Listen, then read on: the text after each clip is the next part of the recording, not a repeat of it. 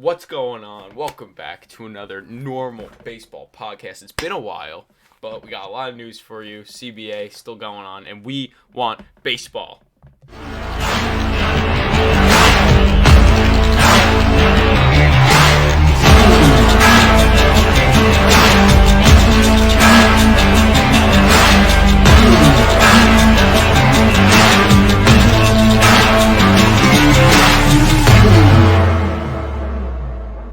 Welcome back to another normal baseball podcast. I'm Alex, normal dog. That's Lewis. Got a lot going on today. Most importantly, I got the Robinson Cano glove going on here. Tiniest glove I could find. Just steal, an absolute steal at Target. It's not coming off for the entire episode. So, it's been a while since we did this.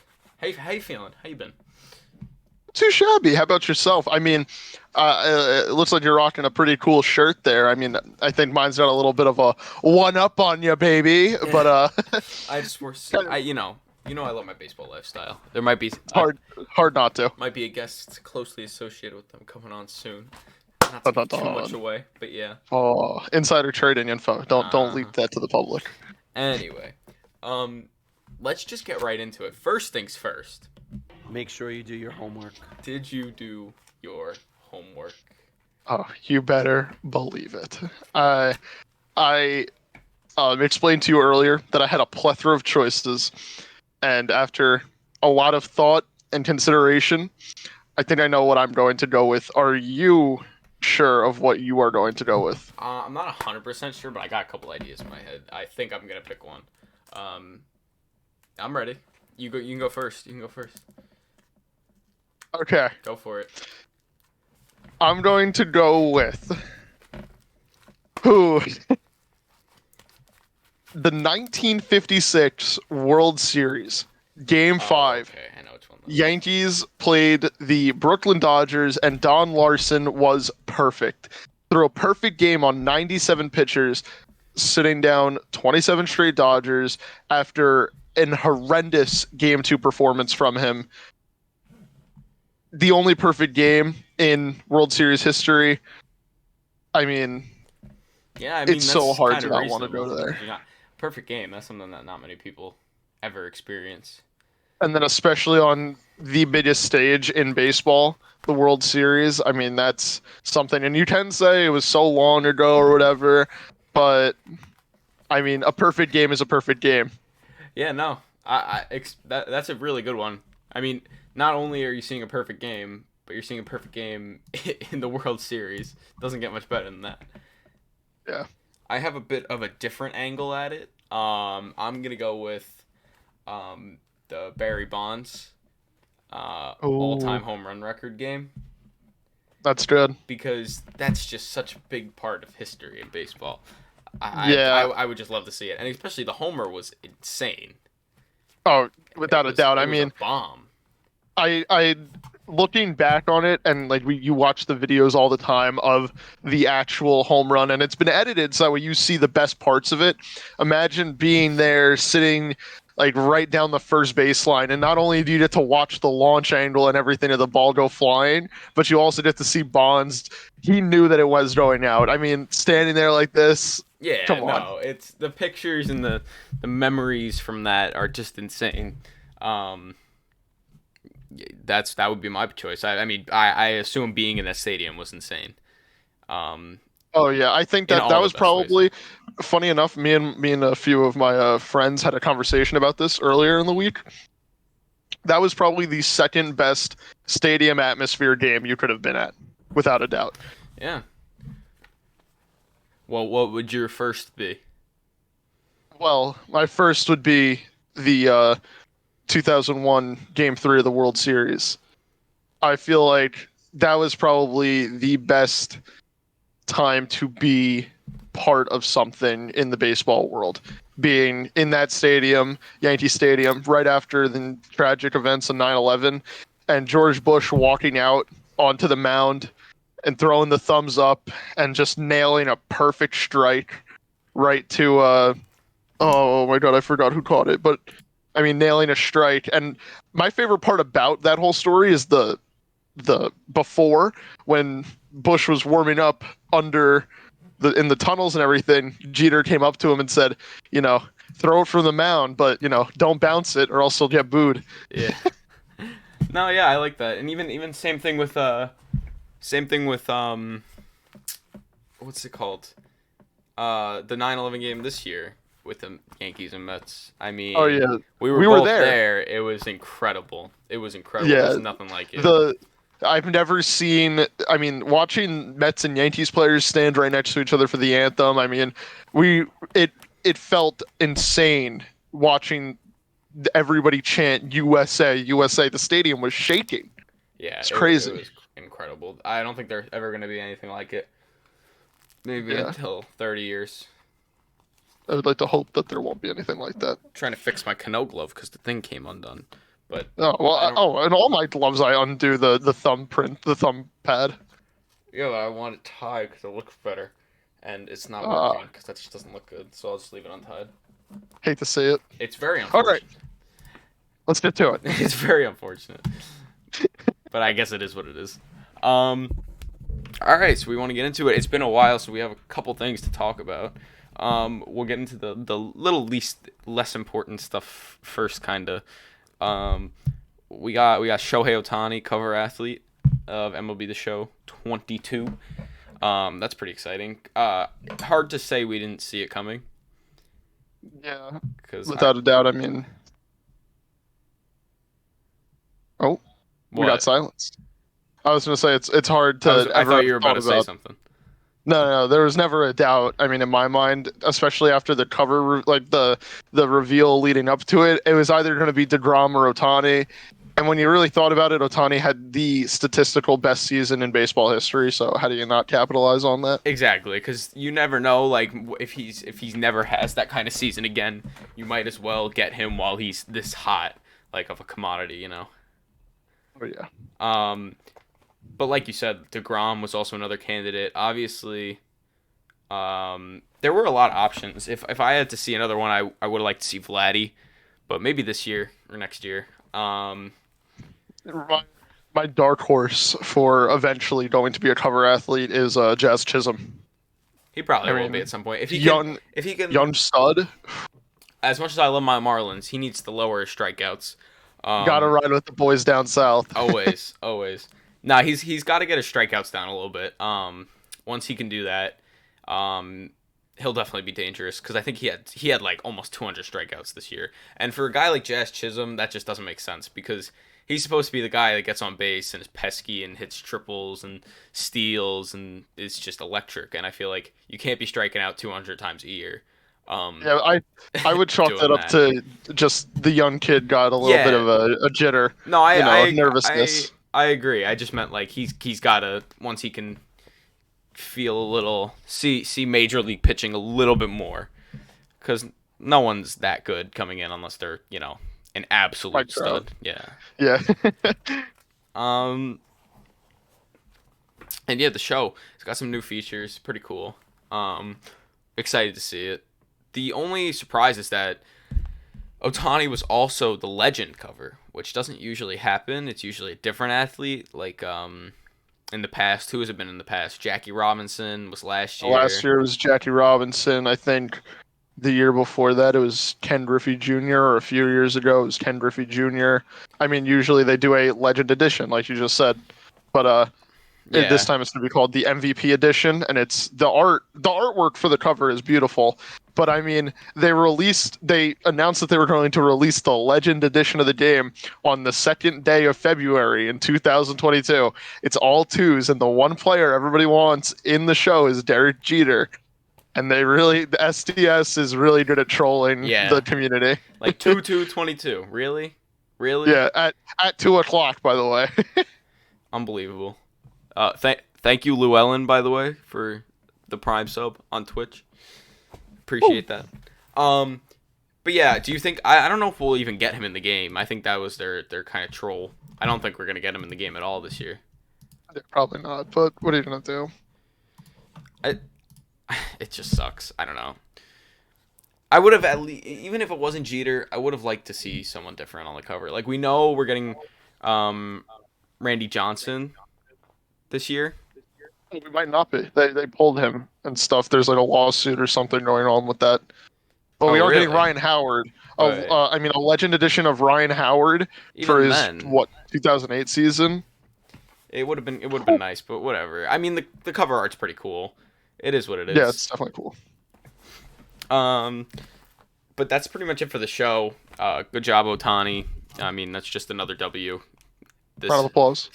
Last year was just all W's for him. Starting off this year with a dub. He might not get that many dubs on the Angels next year. He might. They did up their pitching quite a bit. Did up their pitching. They're Aaron still Loop. free agents. Loop. They got Iglesias back, I believe. Did they? Yeah, I think. Yes, so. they did. Yeah. So yeah, no, I think the Angels are actually gonna be good this year, but that's besides the point. Another thing with the Angels, that whole lawsuit thing is going. There's a lot coming out. I don't really want to talk about it that much, but there is a lot coming out. That's without a doubt something to keep in mind, because it seems that the MLB is really trying to put it on the back burner and hope people forget about it. But this is a very big deal for what is going on in baseball. It's a big deal, yes, but I don't want to. I almost wouldn't. I'm almost fine with it not being in the spotlight. I don't think it's something that should be, unless it's like I don't think it should be the main thing people should talk about. I do think it should be talked about, but maybe not. Not as the centerpiece. Front and center, yeah. Yeah. Okay, that's yeah, I agree with you. I mean, it's not an easy subject. And then speaking of not easy subjects, former Oakland Athletic Jeremy Giambi passed away a few days ago. Unfortunately, it was ruled a suicide. I don't know much more about it, but I mean, we can say rest in peace, and thoughts and prayers go out to his family. Obviously, he's the brother of Jason Giambi, played with him on the A's for a little bit. Yeah, not something easy. Rest in peace. Condolences to the entire Giambi family. I mean, it's not something easy to deal with, I can imagine. No, not at all. It's very sad. Very sad. What else we got? More sad stuff or happy stuff, depending on who you are. Joe West. Cowboy Joe. Cowboy Joe. See ya! Cowboy Joe West retires. I hope the door hits you on the way out, Joe. Damn, I guess we know how Lewis feels about him. I mean, 5,460 games over 44 seasons. As much as you might hate him, that is workhorse material there. It's so impressive, especially for a major league level umpire that's traveling all around. It's not like he just stayed in one city to do it all. No, that's incredible. Yeah, but smell you later, buddy. Yeah, of course he had some bad calls, some controversial calls, not questionable, loved by everyone, but 44-year career. I mean, it's pretty impressive. Love him or hate him. Was he the longest active MLB affiliation? MLB umpire. Umpire, yes. That is mind-boggling. Well, yeah, he umped the most games ever. Yeah. Oh my god, I can only imagine his knees. Oh. I mean, there's a reason. How old is he? He's got to be like 60. He's got to be 60 or 70. 70, I'm guessing. Let's see. Yeah. Him and Bill Belichick. Born in 1952. So, if I could do my quick maths, which I can't do quick maths. What's this? 2022. 70. He is, yeah, exactly 70. Yeah, wow. He's old. Well, happy retirement. I won't miss you. Thank you for this year calling that dropped third strike on Judge, not counting. And saved our life for a few moments. Well, he did go on to, win us the game with the double in Boston at the end of the season. Very important game, I might add. Oh, without a doubt. But yeah, there's that. Congratulations, Joe West. Continuing on the retirement train, Adrian Gonzalez also announced his retirement. Former Dodger, Padre. Oh, you were serious about not taking that glove off. I will not take this glove off. This glove is staying on the entire episode. Anyway, former Ranger, Padre, Red Sox, Dodger, and Met. Played 15 years in MLB, which is a great tenure. A resume. Yeah. We'll read some stats. 287 batting average, 358 on base, 843 OPS. He had 317 homers, 437 doubles, 2,050 hits, and 1,202 RBIs. So solid career. Let's give Adrian Gonzalez a round of applause. What a career. Played 162 games in 2008 and 2009. Impressive. What the heck? Is this just cut off? It's got to be cut off. There we go. Cause I have it like windowed, and on my baseball reference thing, it said MVP 1 2 years in a row, but I had to like expand it out, and it's actually MVP 18 and MVP 12. I was like, yeah. I don't think he won any MVPs. But that explains it a little more. back MVP award winner. I mean, 5-time All-Star, 4-time Gold Glove, 2-time Silver Slugger.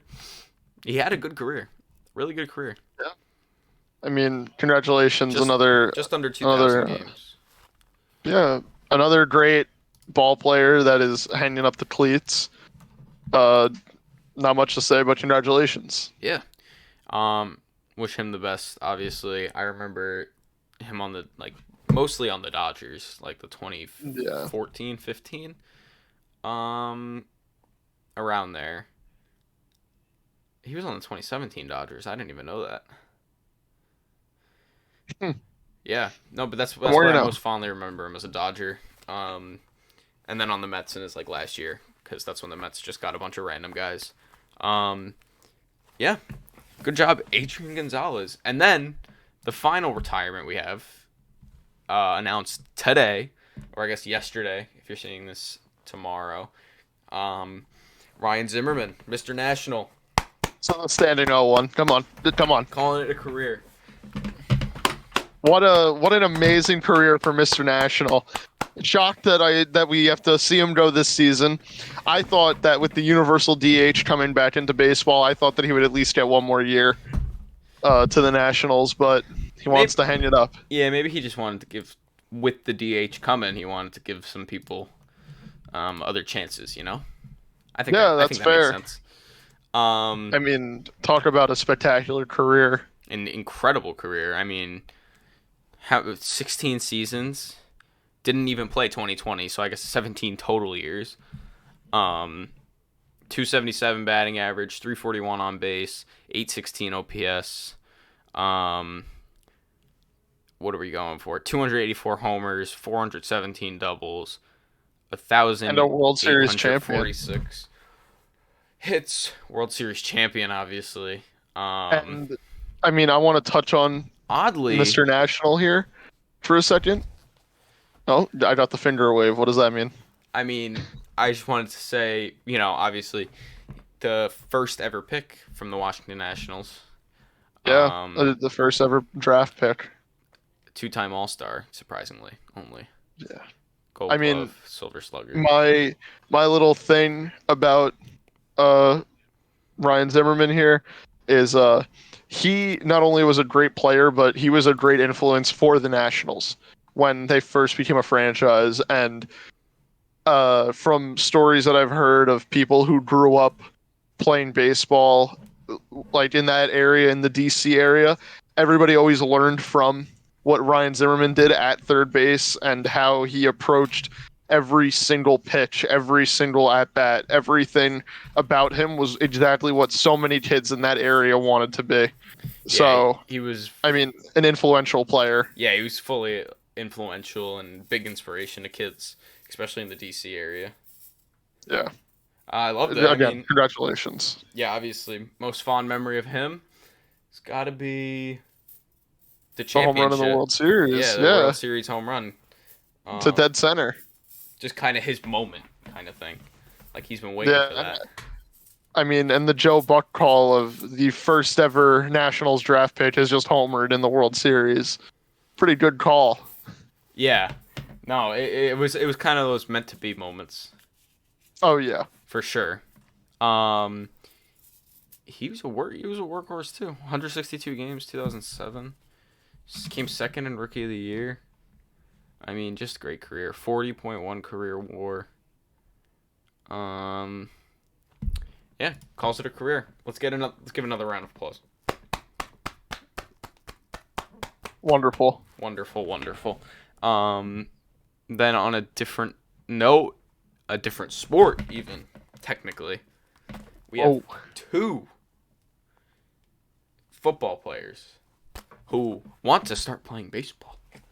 If we ever get baseball again, that is. We had AJ Brown post a video of him hitting a baseball. Might I add, pretty good. Not too shabby. Pretty good. Oh, sorry, I got one figure out now. Yeah. Gotta do it. Ugh, nope, going back in. All right. Anyway, there's a clip of AJ Brown hitting a baseball, and he said like something with the Padres to sign him. He was drafted by the Padres. Yeah. What do you think? I don't mind fun? it. Bring in AJ Brown. Bring in Russell Wilson. Hell, even Tom Brady could go to the Nationals. I mean, count me in. The only thing is, what if the Padres make the playoffs? What does he do then? AJ Brown. Yeah, because he's on the Titans, is he not? He's not active. He's not? No, he's retired.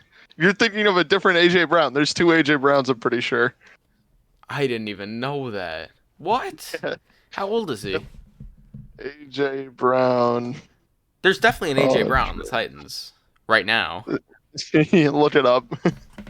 There's an AJ Brown on the Titans, I swear. What am I missing here? Oh, yeah, he does play for the Titans. He did play for the Titans this year. I thought that he hung it up. No. He's like young too. Yeah. So like 30. He's 32 years old. I thought that he was a lot older. So like, what if the Padres made the playoffs and he was playing? Then I like the idea of him not immediately going to the majors and he just kind of sits in like Double-A as like a multi-million-dollar football player. It would just be the worst offseason of his career. If Jordan can make it to the majors, I think AJ Brown can. Yeah, especially on such a fun team like the Padres. I feel like he would fit right in with their locker room culture. To be fair, Michael Jordan only made it to the major leagues because he was playing in Chicago, and his name was Michael Jordan. Yeah. They wanted that money. Can't blame him. Oh, no, I can't blame him at all. I don't blame him at all. And then the other one, Lamar Jackson, tweeted at the Orioles to let him play. That would be fun. Will never happen. But Lamar Jackson is a very fast athlete, and he has a cannon of an arm. Throw him in the new and improved left field. I mean, you got the bigger wall there. It's a little bit further to the base of the wall. Yeah, it can't hurt. It's the Orioles, for Christ's sake.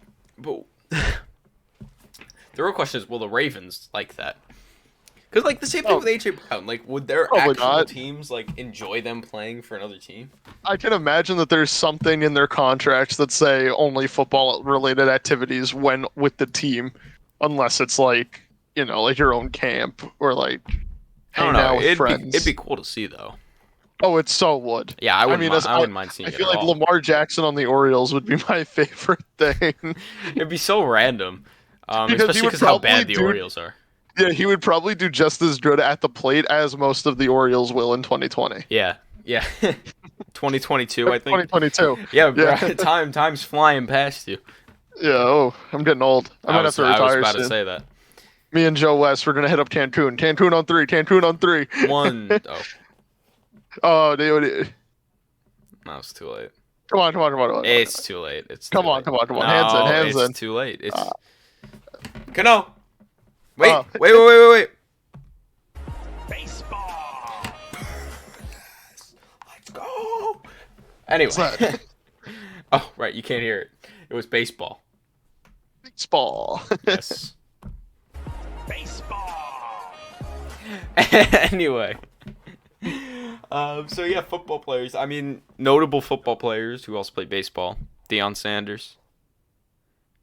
Bo Jackson.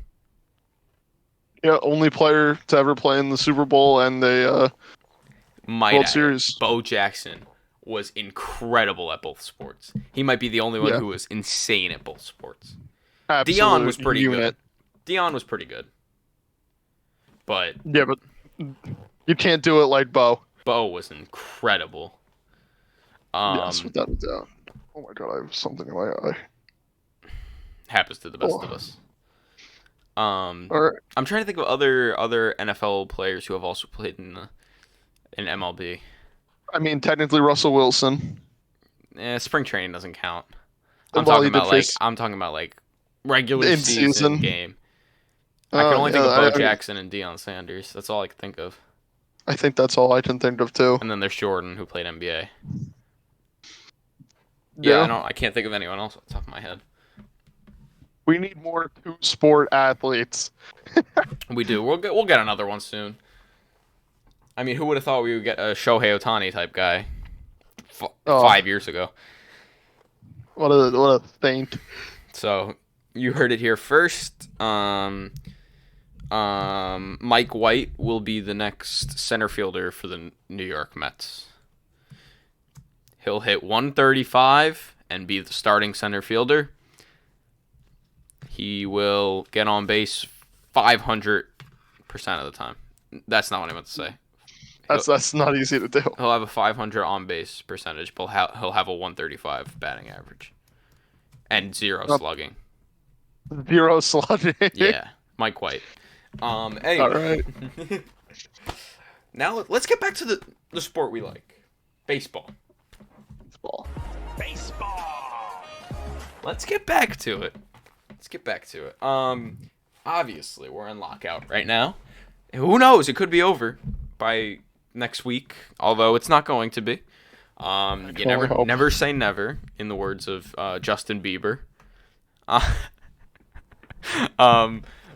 But I mean, a couple things have happened since last time. The players and owners have met twice. Nothing really new. Nothing exciting. However, there was a press conference from Rob Manfred, and there have been like some stuff put out of what the owners have offered and stuff. I want to talk about the Manfred press conference first. Some questionable stuff said, because that's how Rob Manfred runs his life. Yeah. How that man is the commissioner of baseball will baffle me till the end of time. But I mean, he confirmed universal DH, that they agreed to that, so that's a big plus. Love to see that. What else was it? Draft lottery was the other one that they confirmed. So I love draft lottery. I love it. I think it's one of my favorite things in the NBA to just watch, because it's so stupid how a team with like a 5% chance can still snag the first overall pick. I get that in basketball it's a little bit different, but in baseball, I mean, that first overall pick means a lot. A lot. Yeah, and I like it because it kind of helps the tanking problem somewhat. And like we've seen it, like you said, we've seen in NBA, in the NBA, that just because you have the best odds doesn't mean you're getting that first pick. And I do think that means a lot, and I think that'll make the game a little more competitive. Because at any point, much better than the proposed tournament that they wanted to do, where everybody who just didn't make the playoffs got to like play a certain amount of people, and then whoever scored the most runs. Like, imagine if the Blue Jays snagged the number 1 overall pick this year after winning 90 games. Yeah, it just doesn't. It wouldn't make sense, you know. Yeah. Draft lottery, perfect addition. I like it. Obviously now we're gonna get to see like I just like it because from the NBA perspective, if it works the same way the NBA does, I love if they make it like a spectacle. Because like it could be in a whole event and it'll be like this team gets this pick via, like, say like the Rockies have a pick via the Dodgers. I should have done it the other way around. Dodgers have a pick via the Rockies, and the Rockies are the worst team in the league.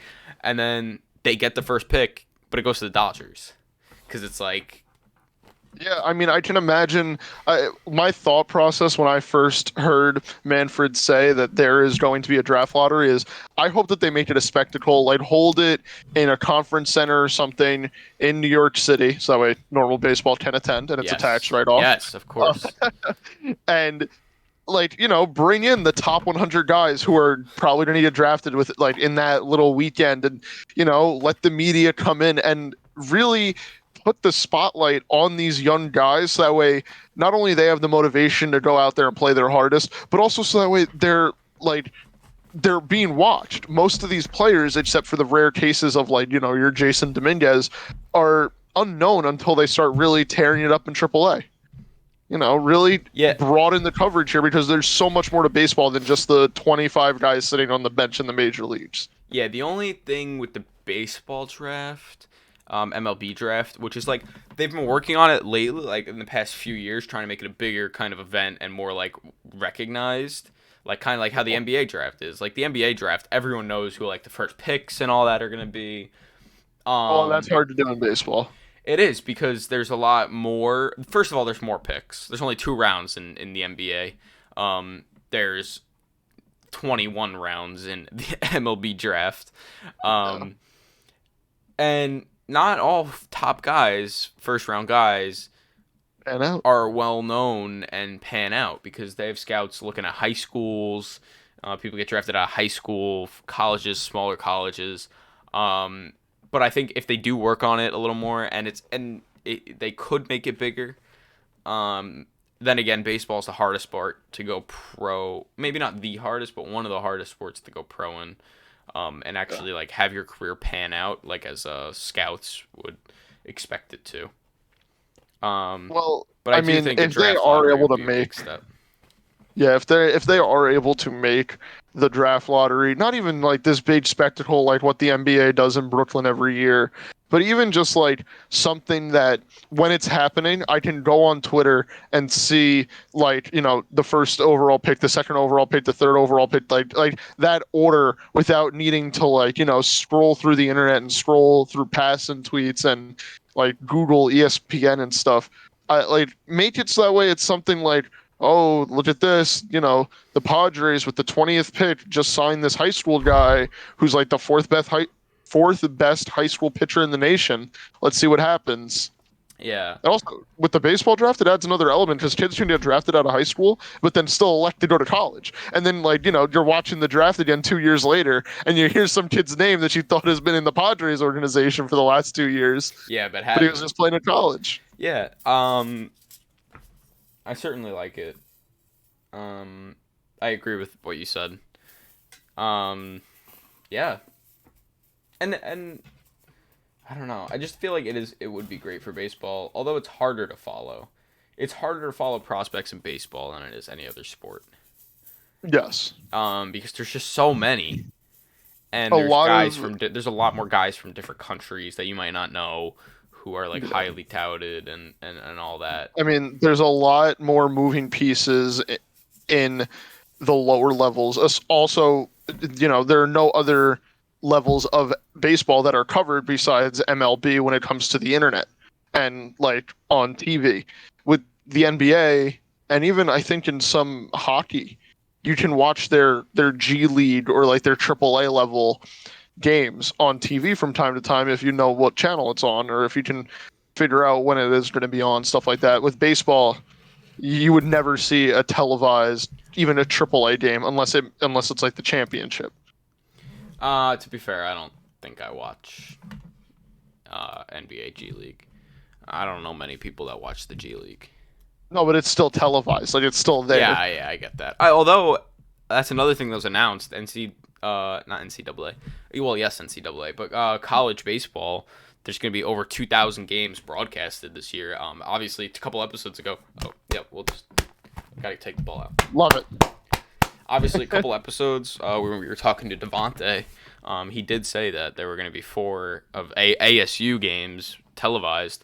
So maybe that was like a kind of we didn't realize that was a little bit of a leak. But there are going to be a lot of televised college baseball games this year.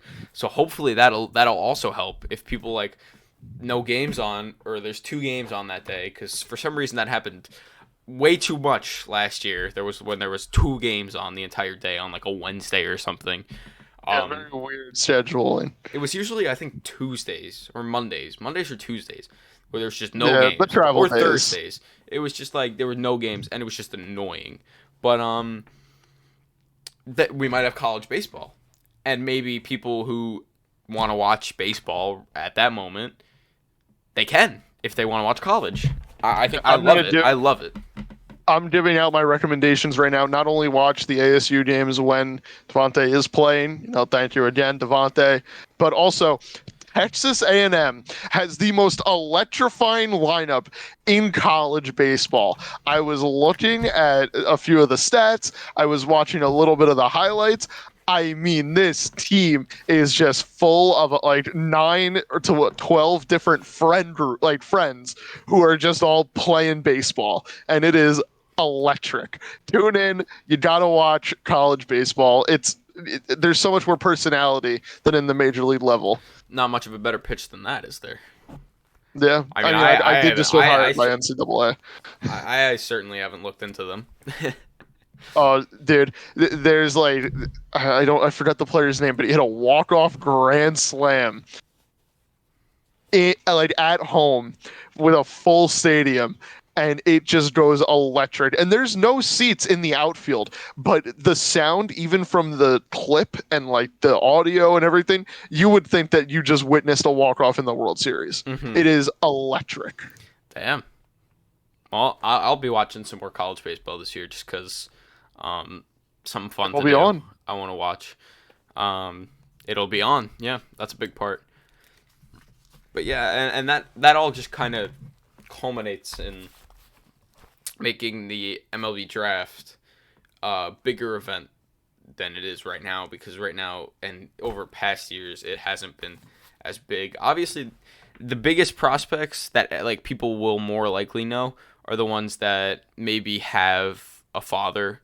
Like this year, the not number one prospect, I don't want to say, but one of the higher prospects that I've been seeing that like is projected to be drafted through one of like top 5 picks is Drew Jones, Andrew Jones' son, also named Andrew Jones.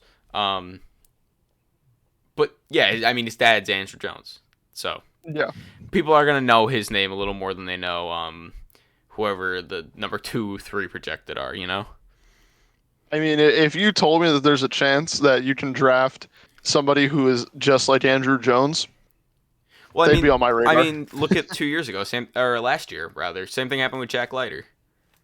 Oh yeah, I mean, I'm very high on Jack Leiter. I mean, Kumar Rocker also got attention, but the Vandy boys, I like it. Hard to ignore Vandy. Speaking of Kumar, there have been a couple rumors floating around, the rumors. Oh yeah. That he will be playing independent ball for a year. Dun dun dun. Ducks. Signing with the Atlantic League champion Ducks. Nope, not the Atlantic League champion. Nope, not this year. They didn't win? Oh no. Lexington. They won the second half, the first half championship. Long Island Ducks, 4-time champions. Soon to be 5. Kumar, you see this? Consider it. For the Ducks. I mean, you got drafted by the Mets. Maybe stay here a little longer. Yeah. Just consider it. That's all I got for the draft. That's my pitch for making the draft better, and I think it's gonna just give it some time. I think by the time I'm 58, it'll be a spectacle. Yeah, I'll be in a wheelchair. We'll be still going to the going to the draft. Just 3 years away. That is. Yeah, well, two. Oh, sorry, 2.5. Anyway, more lockout. The other thing, universal DH, love it. We might do an episode on the NL teams, universal DH. or at least make it a segment of the episode. First, obviously, we gotta wait for teams to sign players or be able to sign players so we could predict Wait for the lockout stuff. The lockout, kill me. But I love universal DH. I always have. We saw it in 2020. It worked perfectly. What team didn't? Oh my God. What team didn't like universal DH in 2020? And if you don't like it that much, have your pitcher DH. The Angels do it with Shohei. Yeah. If you really hate it that much, then have your pitcher hit. Go for it. I agree with you. I mean, I love the idea of it, and I think the craziest part about the DH now being universal is because I'm friends with a good load of Mets fans who are National League fans who like the idea of the pitcher hitting just because of anything can happen. I mean, we saw it last year with the Padres pitcher who had a home run off Max Scherzer. I mean, and he got the legendary call, "The Slam Diego kid." I mean, you can't beat it. But at the same time, it's like what pitchers batted just above 100. Yeah, it's in ridiculous. Like over 4,000 at bats. It's not entertaining. It's not entertaining. Yeah. It's entertaining once every 3 weeks. Yeah. If the Mets want to have DeGrom hit, because I think he's the greatest athlete in the world, go for it. And also, I think adding a DH adds more strategy to the game, especially for the National League teams who now they are going to go out and either sign a DH or sign a different player, so that way, somebody who's playing right field can now DH, or somebody who's playing first base can now DH. Like, there's going to be more moving pieces, and especially in the late game, and I think the big winners of the universal DH is going to be like the Dodgers, teams that have a lot of good depth on the bench that you don't want to use them every day, but if you want them to get up there 4 times and try to smack a home run or something, I mean, the Dodgers are a great candidate. Depending on what moves the Mets make after the trade, after the lockout ends, they're a good candidate to have just a really good and advanced thought process, especially with Buck Showalter managing them. I mean, the universal DH, in my opinion, adds more strategy than the pitcher hitting. Yeah, as far as the Mets go, I'm only saying this because I thought of it as you were saying it. I have a couple ideas of who might be their DH next year. It's gonna be Pete or Cano. Let's not leak anything yet.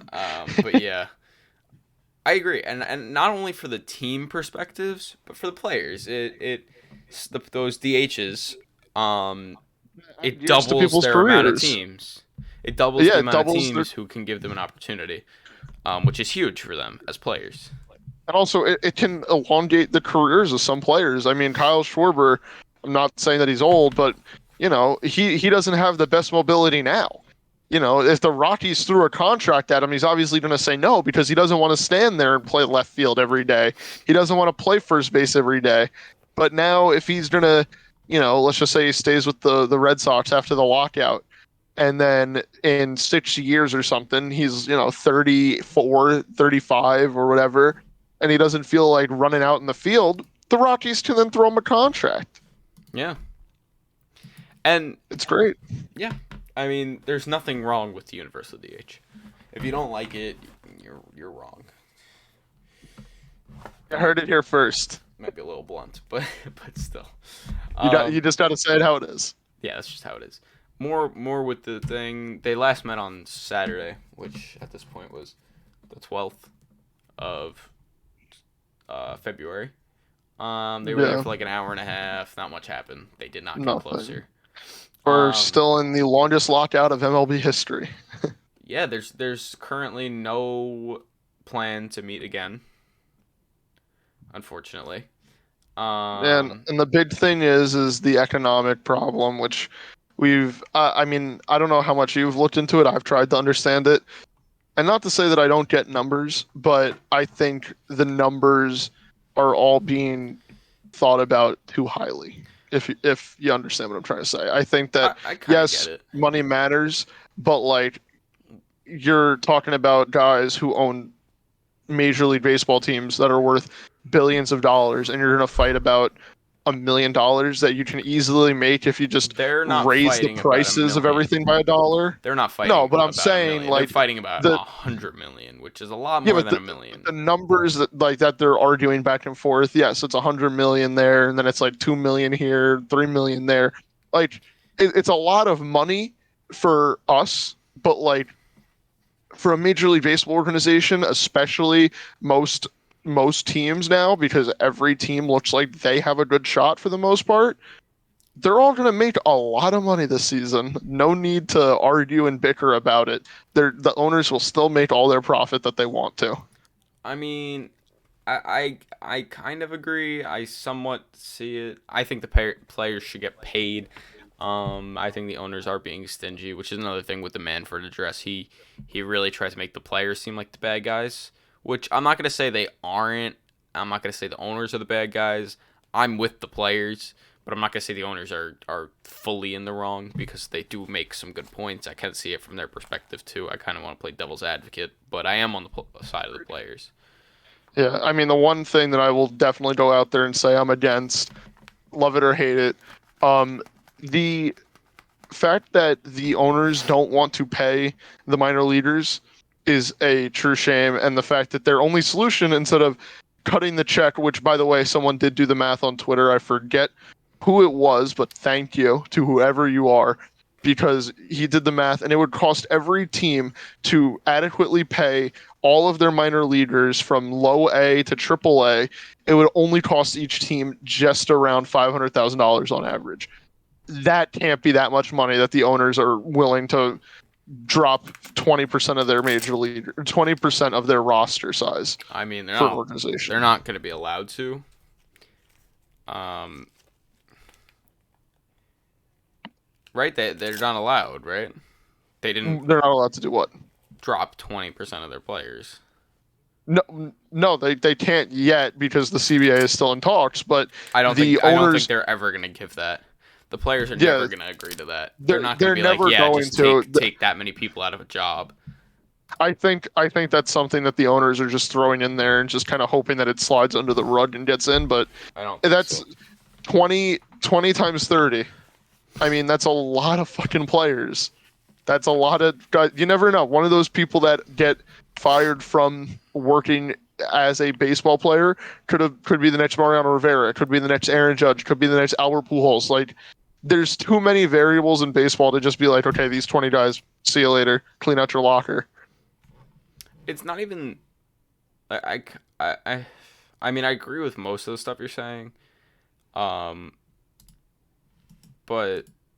hold on. I don't think it's more of that these players could be the next whatever. I think it's more of just they're players and they're playing baseball. You can't just say no.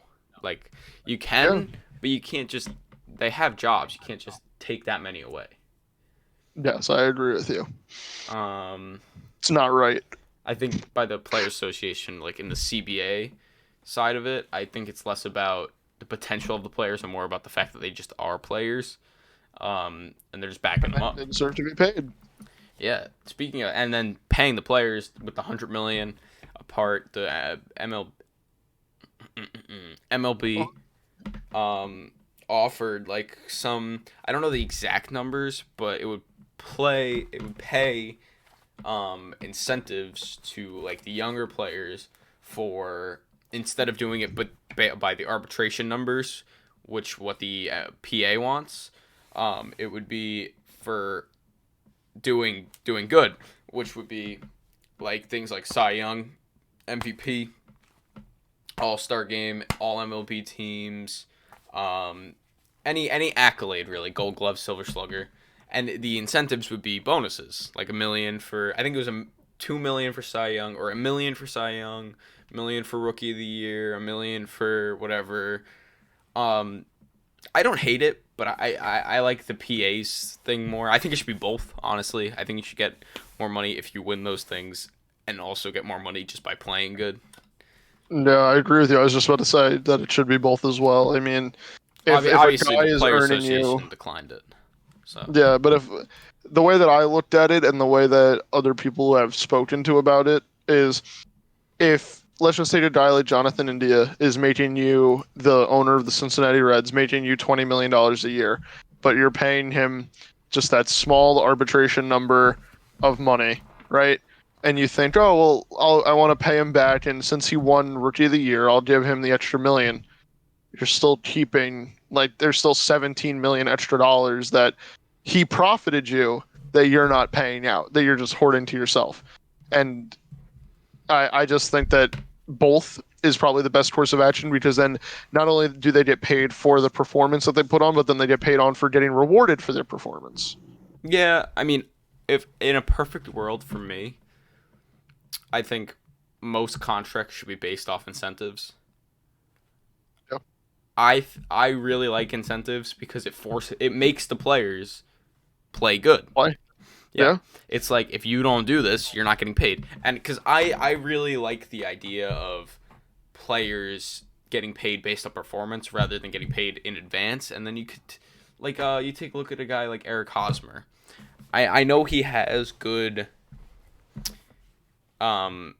Be careful. I do have an Eric Hosmer jersey. Be careful with your words. I know he does have a good influence in that clubhouse and some guys like him. His stats have not been anywhere near his money. His contract is considered to be one of the worst in baseball at the moment. But he's getting his money no matter what. So at the end of the day, his stats really don't matter because he's getting his money. If it was an incentive-based world, he wouldn't be getting nearly as much money as they're paying him right now. Yeah, I mean, the way that the MLB works is they pay players based on their past performance. Yeah, it's not current, it's past. The only contract that's currently not like that is, off the top of my head, I think of Acuna, who's on a pretty team-friendly contract. Same thing with Albies. Same thing with Albies. Yeah, Albies and Wander, who has such a team-friendly contract. And then we'll see what happens with the guys like Soto. I mean, Soto's going to get a bag. Yeah, Sports Track has him projected and to Judge. Make over $500 million with his free agency contract. Yeah, Judge, another guy who's just projected, who, like, you got to pay him if you're the New York Yankees, especially as two Yankee fans sitting here. Pay the man! Pay Aaron Judge. Should have happened before lockout even started. Amen. Make that man a Yankee for life. You know what? End blame report. Hal, I know you're watching this. Make that man a Yankee for life. Amen. Name him the captain. Cashman's still sleeping on the street, rumor has it. Yeah, you know, I actually saw him the other day. He was begging for money and draft picks. Cashman is still on the street by Yankee Stadium, rumor has it. If you go there, you can see him. He won't sign anything for you, but you can take a picture if he's sleeping. Yes, just got to go when he's sleeping. Which is all day, as we found out as Yankee fans. Just about. Anyway, I mean, that's pretty much it with the CBA. I mean, it's growing concerning. I think if there's no deal by March 1, I think we're gonna miss a few games good amount this of the season. season. I wouldn't say a good amount. I think a few games. As time goes on, we might miss a good amount. But once March 1 hits, there's no way we start the season on time. Yeah, no, I mean, just a friendly reminder, we could be having a season right now. They still could be using the old CBA, but the owners decided that they're not going to play until they get their CBA. Yeah. What a shame. No, it sucks. I hate it. I just want baseball. Me too. We all just want baseball. I hit the wrong one.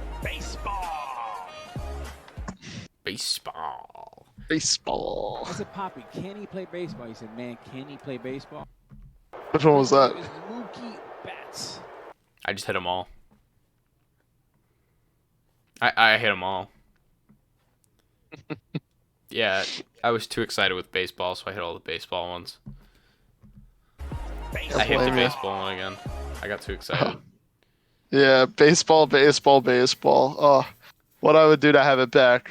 It's coming. It'll come. I don't know how long it's gonna be, but it's coming eventually. There's no way we're never gonna see a baseball game again. I mean, I read an article the other day. In the 162 games for every team, Major League Baseball peaked at 10.9 million viewers. Billion viewers. I was gonna say for it the can't whole be million. season. Yeah, billion for the entire season, right? The NFL in 17 games, just the regular season, hit that same number. I mean, Isn't that a crazy stat? a little bit, but at the same time, it's once a week. Yeah, no, there's a reason for it. I'm not saying that shouldn't be possible. And it's also 18 weeks. Yeah, but 17 games. But the MLB season is 18 weeks too, so same amount of time. I guess less amount of games. Yeah, I don't know. I think the popularity of baseball is going up significantly, and I think with all the a young lockout might not help studs. it. A lockout might not. Yeah. Well, I know lockout. A delayed season might not help it. Which is really unfortunate because baseball did gain a lot of steam last season. And I mean, especially during COVID. all the young kids in the game of baseball right now are bringing in many, many more eyes to the game. I mean, let's. You want to riff them off? Tatis. All right, we'll go back Soto. and forth. Okay, we're not. Okay. So you did Tatis. I did Soto. Go. Acuna. Jazz Chisholm. Albies. Shohei. India. That's a good one. French Wendell. Franco. Yeah. Oh my God, Adelise Garcia. Rosarena. He is young. Oh my God. What about what's his name? Brian Anderson. Brian Anderson? Yeah, I mean, is he the Marlins guy? Marlins guy. Come on, you know the boys down south. Well, I know who he is. He's my not favorite Marlins. Yeah, favorite Marlins player. But he's not a young. He's not young. In the sense of the world, he is. All right. I kind of ran out of names. Yeah, I can tell. Brian Anderson. Jesus. Nice. All right. So I ride with the boys down south. Oh, so do I. Don't you worry. I mean, that's all we got for this episode. I mean, one more thing. Make sure you do your homework. We got another homework assignment. Per usual. This week, it's going to be, what is your favorite game you've ever attended? Baseball game. Favorite baseball game you've ever attended. Obviously, today we answered which one we would like to have gone to. Now it's your favorite one that you have gone to. Yeah, and that should be it. Is there anything else? I feel like there might be more that we're missing, and I don't want to miss anything. I wish I could say that we were missing stuff, but with the lockout, there's not much. Let me look.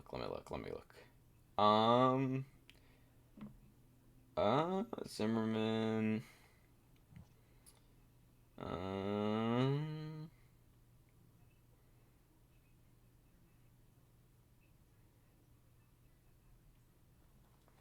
Dun.